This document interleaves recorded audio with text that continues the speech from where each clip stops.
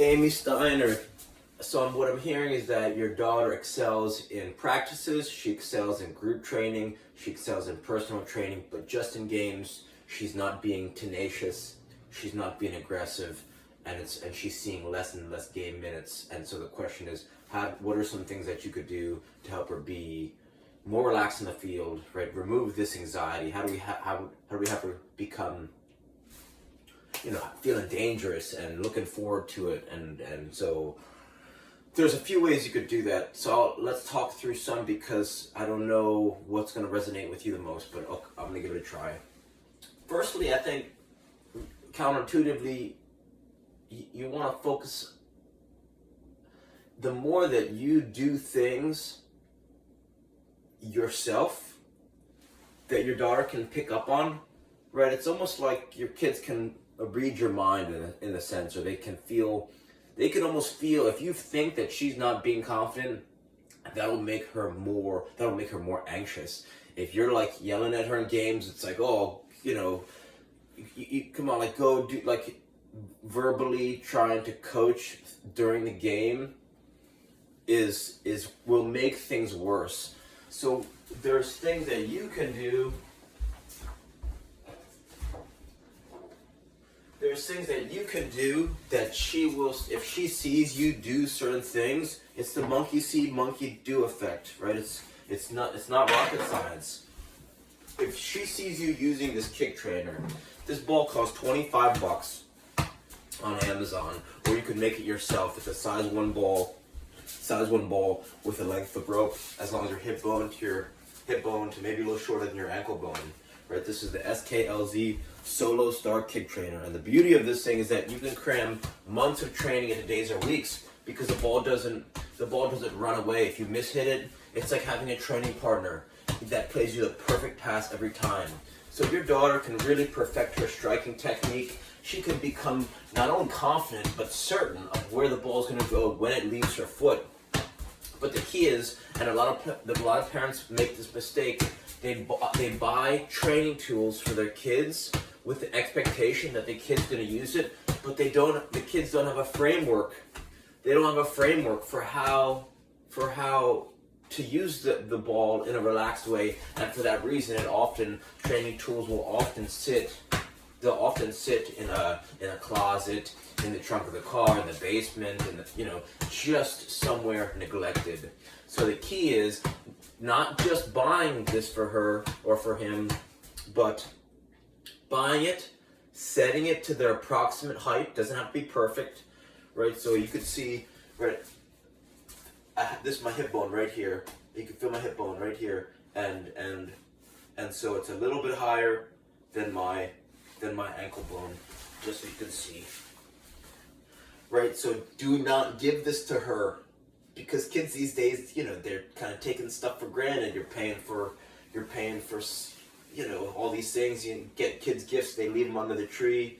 It's this kind of, they don't know what a dollar costs these days, because they're getting all this stuff and they don't know how to value it.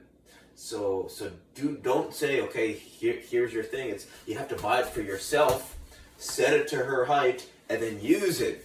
And then she's gonna pick this thing up and start using it. It's like the kids' brothers growing up. If there's one toy, once one brother, you got some kids, once one kid picks it up, all the other kids want it. It's the same concept. And I did the same concept for I helped coach a college soccer team, Salve Regina, down the road in 2022. And I would bring not this ball exactly, but a version of this ball, and I would use it, and by halfway through the season, some of the kids started picking up and using it, and that was a delight to see. So this is one of the most powerful tools for youth soccer players, because it saves time. It's hyper efficient. You could get 60 touches in 60 seconds. So watching while you're using, if a player is using this, if they're sitting out at any point during the game, they should be using this. If you're watching TV, right, in the family room, and you're just relaxing, just nice and easy, it's great, because a ball won't fly away and smash something. So I think this is an essential tool for anyone who loves playing soccer, And you don't need, right, the ball becomes a teacher. You don't need a personal trainer to show you how to use this ball. Just go laces, right, double laces, one-legged balance, low kicks, high kicks, outsides, insides, shins, around the world, pause, right, nice and easy. Just having fun, breathing, just nice and easy. Okay.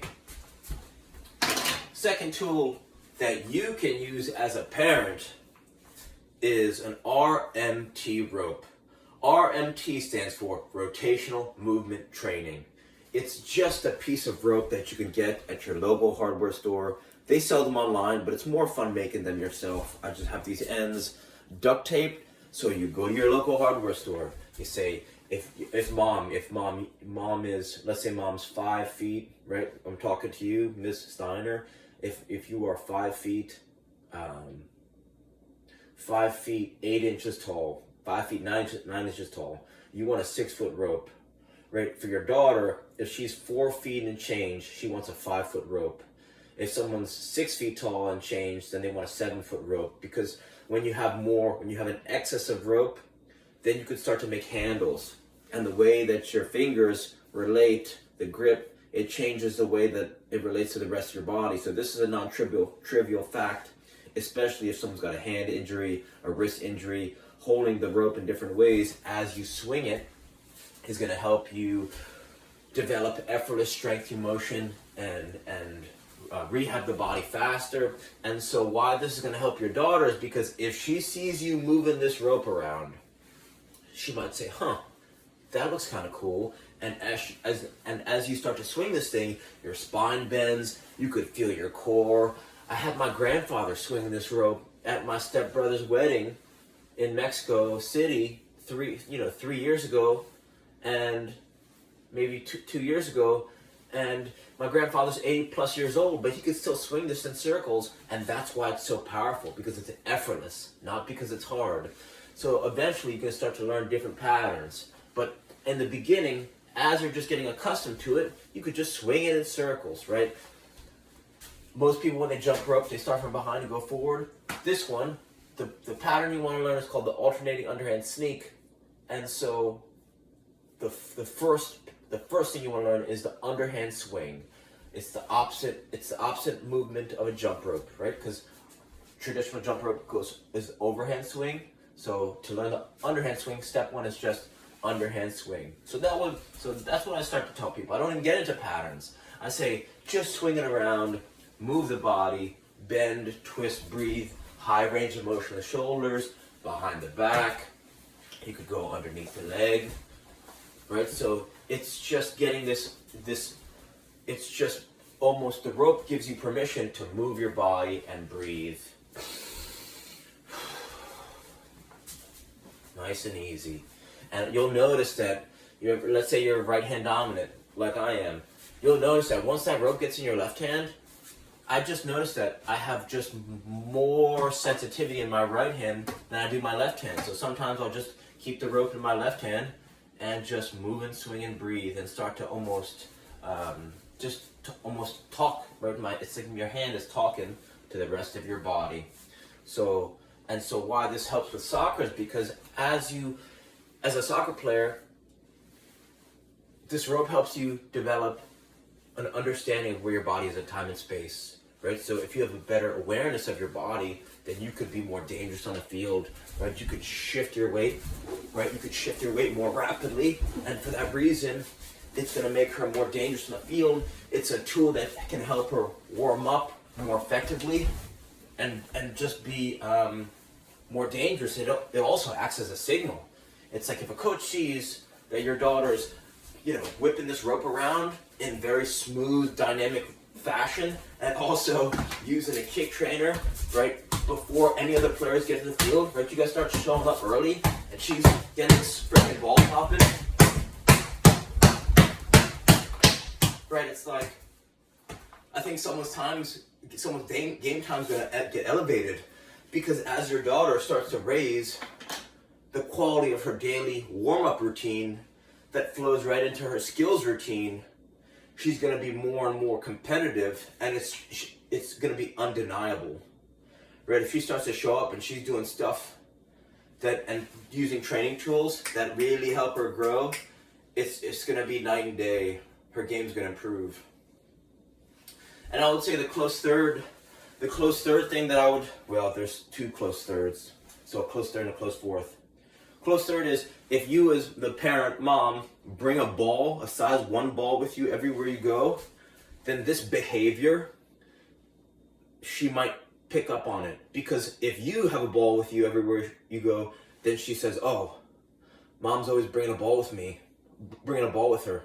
Maybe that's something that I should do, right? And if she sees that you and her, like, if the only thing you guys did was like in some spare time or before you get to practice, you know, you have the ball in your hand and she has no ball in her hand, and you just thigh it to her and she catches it, and then she goes thigh catch, and then you go thigh catch, as far away as I am from you, thigh catch, thigh catch, thigh catch, thigh catch, thigh.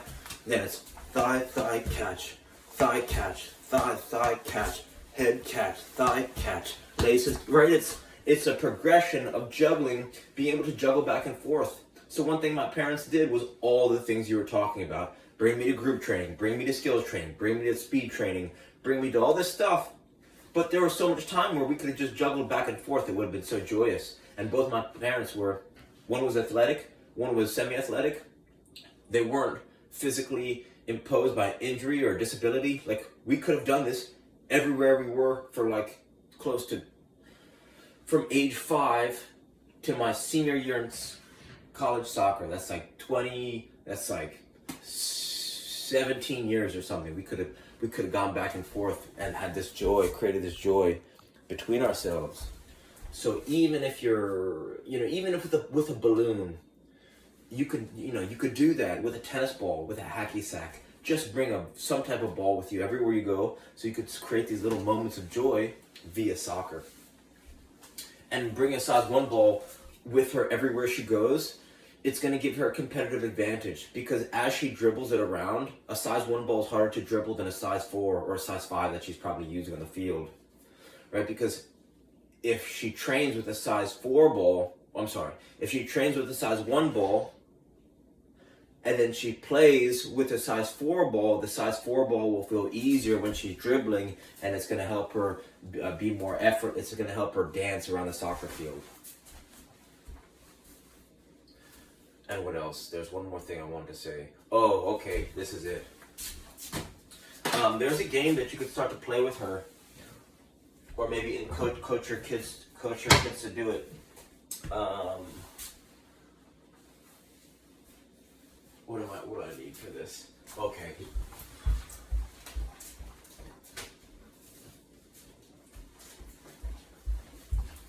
So we have here a basket, right? We have a basket. And on a deeper level, it's just a vessel. So the background is I used to go to the skills coach named Tom Turnbull. And so the first year I went to him, I was the worst player on my team. I basically didn't play at all. And the next season I scored more goals than the whole team combined. And this is one of the games we played every single soccer session. It's called the barrel game, right? So you got to pretend that this is a bucket or a garbage can or a barrel, landscaper barrel, any vessel, flower pot. And so the idea is to juggle the ball into the vessel using different parts of the body. And now you can start, you can line up on one side and she can line up on the other side. And what you're going to do is you're just going to juggle the ball into the barrel starting from very close. Right, so at Tom Turnbull's, he would go right foot with a bounce, left foot with a bounce, both feet alternating with a bounce, and then it's right thigh, left thigh, both thighs alternating, and then lastly, any body parts you want with or without a bounce. Right, so you're standing close to the vessel, and all you're gonna do is, right, you just thigh it in, and then with the left thigh, thigh it in. And then if you're going to do alternating thighs, it's thigh it in. And then with laces, or with a bounce, you go kick, bounce, kick, right, kick, bounce, in. And so as you get better at this game, right? If you're racing your daughter, or if dad's in the picture, if dad's racing daughter, or your siblings, the goal is to race each other, right? So you're trying to be controlled, but also go fast to see who can juggle the ball into the barrel the fastest. And that's the game, and it's beautiful because players who are more advanced can start. It scales infinitely. Players who are more advanced can start from further away. Players who are more beginner can start closer with a bounce. And then you can start putting things in the hands to make it more difficult. So there's an infinite combinations of things that you could do that make it easier or challenging, and it's a lot of fun.